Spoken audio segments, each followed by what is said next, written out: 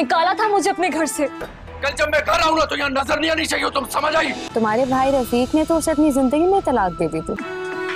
अब जब तक लेने नहीं आएगा ये क्या कह रही है? मैं वापस नहीं जाऊंगी। तभी तो शहनाज ने रफीक का कत्ल किया। सच कह रही हूँ। ये आखिरी रात है तुम्हारे पास यहाँ पर।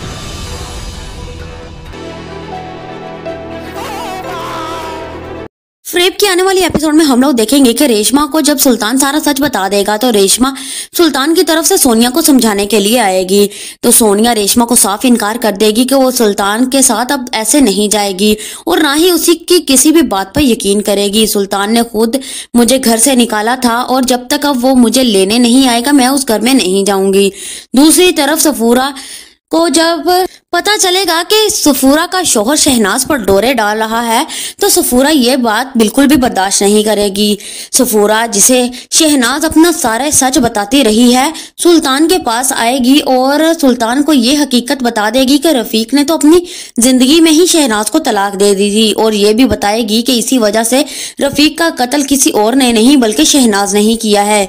ये सुनने के बाद तो जैसे सुल्तान आग बगोला हो जाएगा और सीधा शहनाज के कमरे में जाएगा। शहनाज पर बहुत ज्यादा गुस्सा होगा और शहनाज से कह देगा कि ये आखिरी रात है तुम्हारी इस घर में, कल जब मैं घर आऊं तो मुझे तुम नजर नहीं आनी चाहिए। शहनाज सुल्तान का ये रूप देखकर बहुत ज्यादा डर जाएगी। फिर आप देखेंगे कि शहनाज का भाई एक बार फिर से रानी को तंग करने के लिए आ जाएगा। रानी ये सब देखकर बहुत ज्यादा डर जाएगी कि इतने में सुल्तान भी वहां पर पहुंच जाएगा। अब सुल्तान को सोनिया की बातें याद आएंगी कि सोनिया ने कहा था कि शहनाज का भाई रानी पर गंदी नजर रखे हुए है। रानी सुल्तान को देखकर सुल्तान के पास जाएगी और रोने लग जाएगी।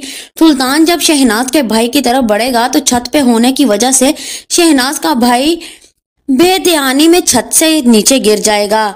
ये देखकर सुल्तान हैरान और परेशान हो जाएगा।